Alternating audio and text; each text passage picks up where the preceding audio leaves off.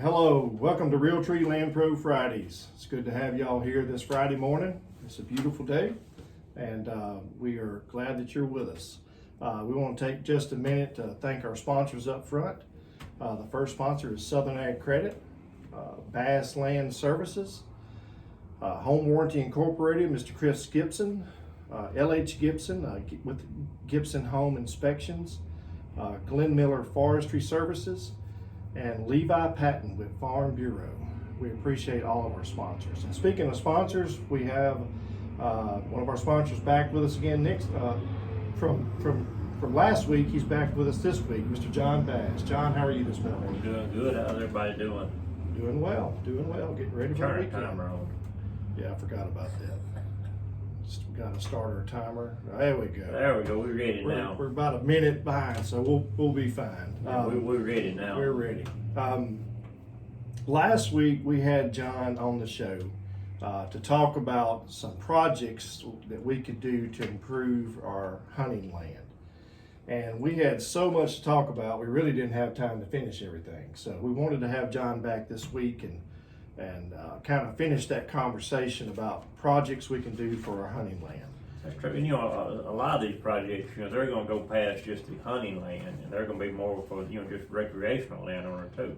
That's right. So a lot of these will cross over to that too. That's right. You and I were talking before the show about there are a lot of people who purchase land who really have no interest in hunting at all.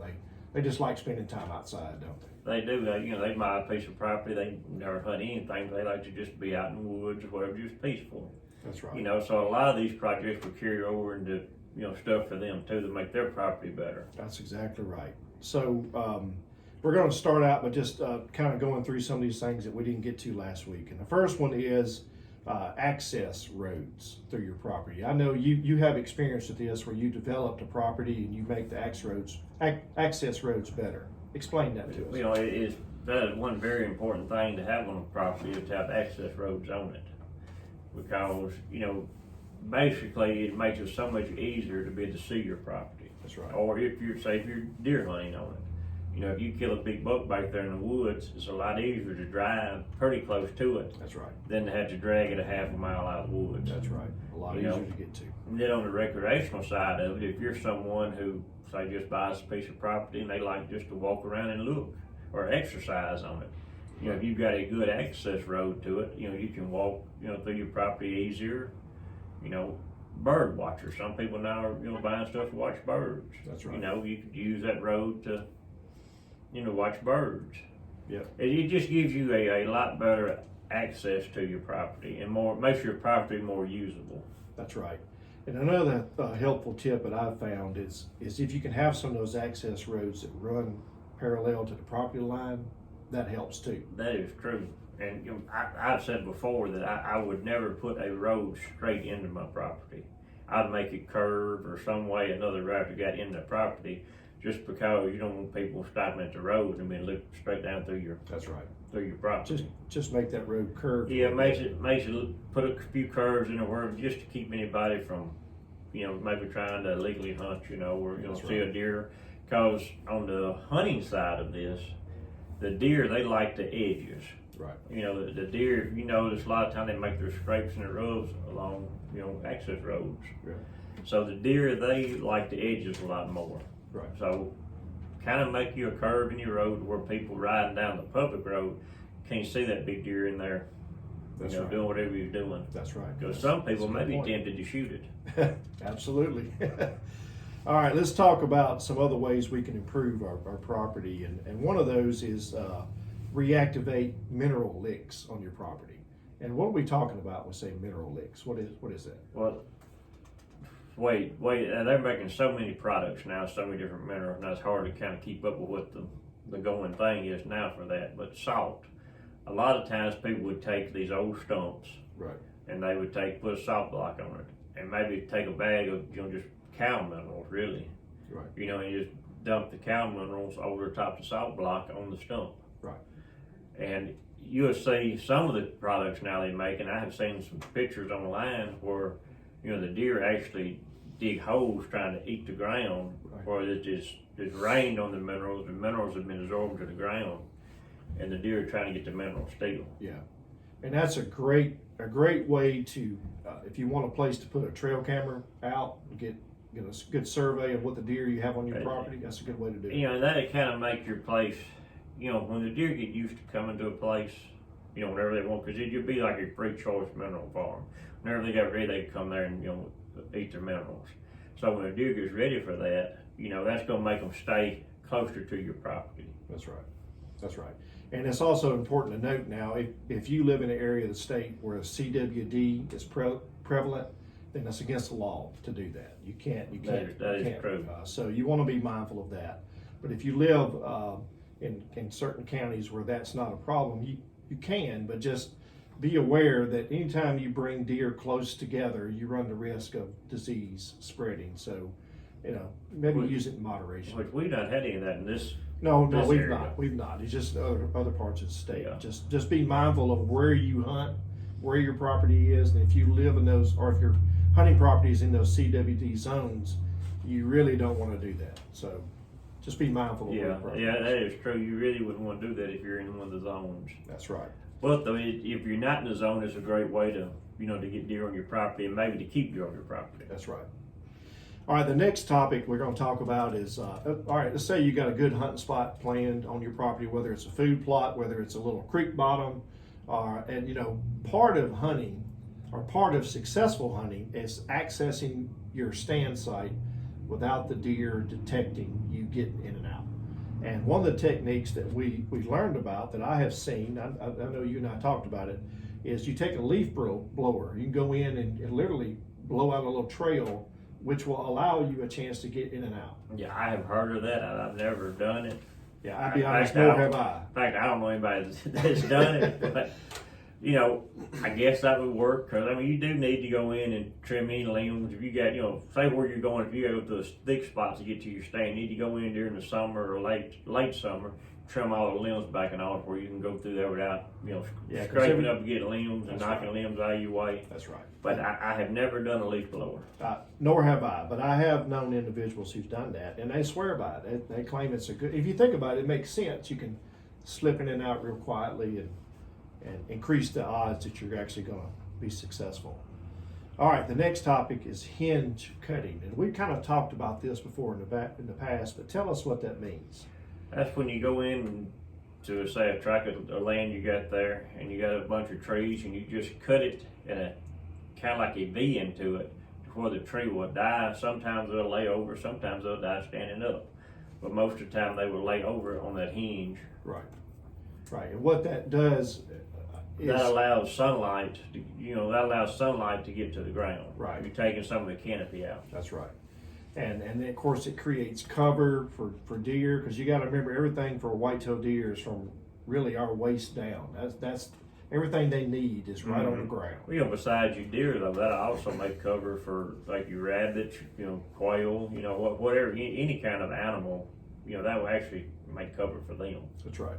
So this is actually a good time of year to do that. It is. It is. Late winter, even early spring, or even during the summer months. It could be hotter, but at the same time, it's a good time to do that. Yeah, I don't know if I'd get out there when it was 95 degrees That's and do right. it. That's right. It might be a heat stroke. But really a good time to do that is like late winter. I'd say February, March. February, when it's still cool outside. That's right.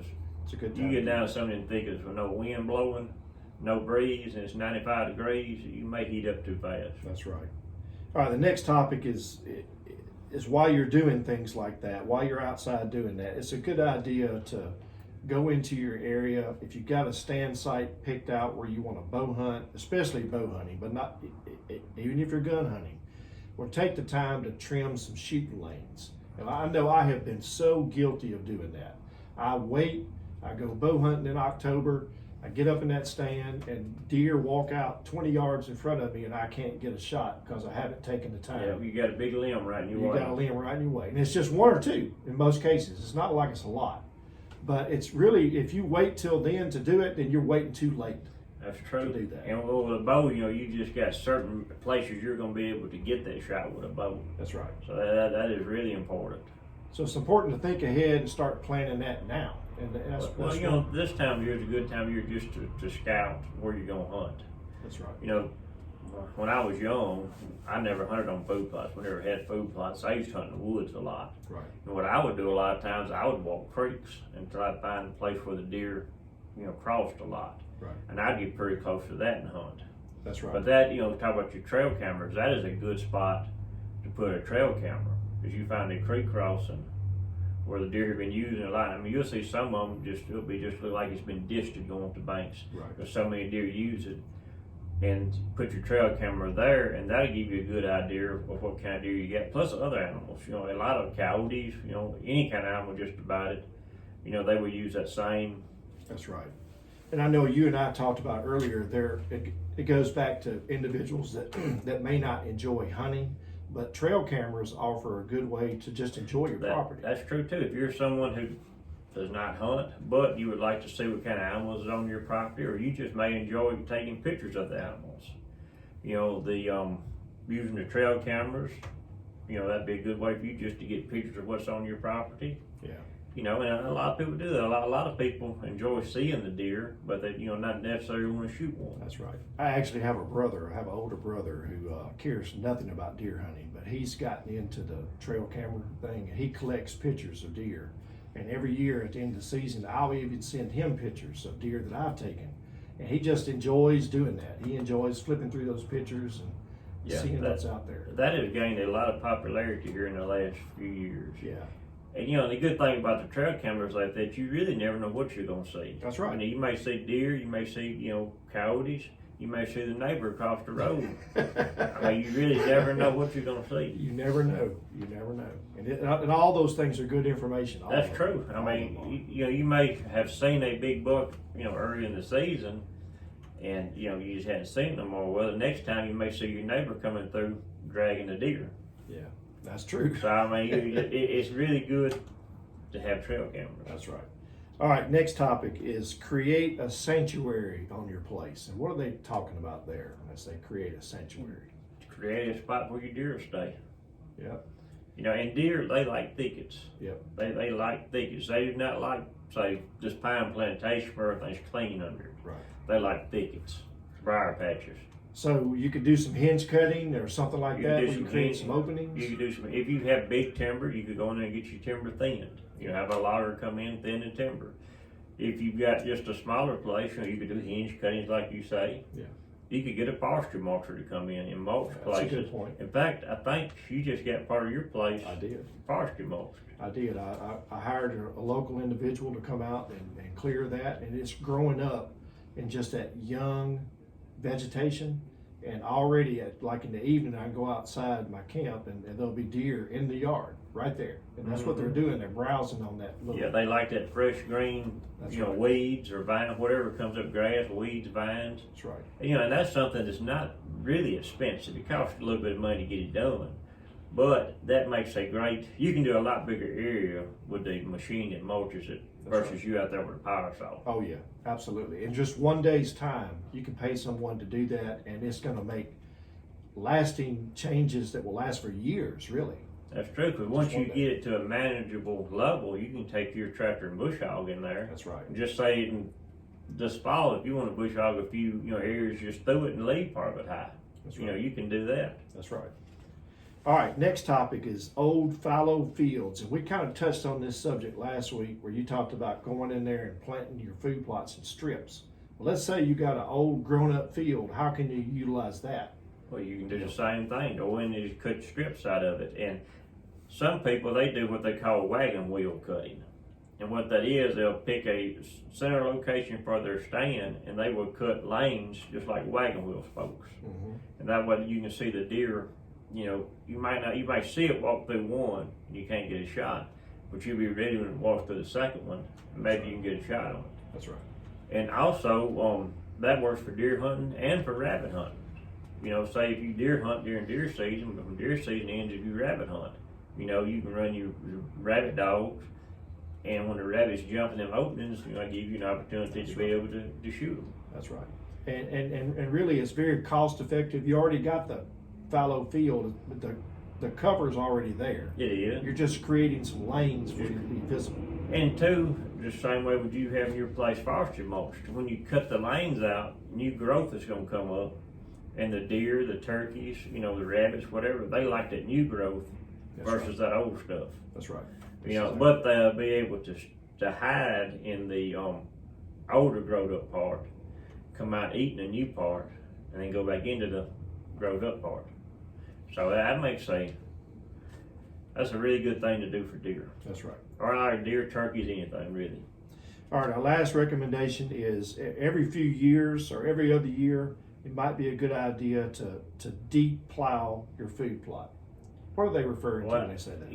Pastures, food plots, any of it, it gets hard packed from, when you disc it, you're really not disting but 2 or 3 inches probably. Right. Or you're just breaking the top of the soil up. You could take like a plow, it's called a mold board plow. Right. It's like a turning plow. You can take it and it will actually turn the soil over. And that'll give you place where the water can absorb in the soil better, and you'll get it just broke up better. So you can imagine if you do that, and if you apply lime and fertilize, and now you disc that all together, you really have a good seed bed there. You will, because it'll break it up. It'll break the hard pan up to where the roots of your grass or whatever you plant there will be able to get more nutrition. That's right. And I use what they call a hay king in my pastures, which basically does the same thing. It just cuts lines in the ground before the water will go in. That's right. So we want to finish up today by talking about a need for real estate here. Of course, everybody knows the real estate market is doing well these days. It really is. The pandemic has caused a huge influx of people who are moving in from outside our area, coming to Southwest Mississippi. But they're also buying these tracts of land and they're using it for recreational use. Yeah. Right now, you need tracts of land. It's not enough of them for sale right now. Yeah, and what's for sale is the same places it's been for sale. So if you're listening today and you own a home in the country or home in town or a tract of land that you're considering selling, now is really a good time to sell that. Isn't that right? You will get more for it now than what's been in the past. The market is really hot. It is, and it won't stay that way forever. No, it's going to cool down some, but right now would be the time. If you got a piece of property that you're not using and want to put up for sale, now would be the time. I agree. Well, John, tell folks out there how they can get in contact with you. My number is 601-320-2055. And again, John is the owner of Bass Land Services. If you're thinking about having some improvements done to your place, you can call him and he'll come out, take a look at it, and give you an idea of what it may cost. And maybe make your place a little bit better. That's right. And it's important to note as we finish up here, like we talked about last week, none of these changes are going to make a dramatic difference now. It all takes a little bit of time. It does. A place is just about a lifetime of work to build a place. That's right. There's always something to do. Always some way to make it better. Well, thank you, John. Appreciate your time. Have a good day, man. Thank you.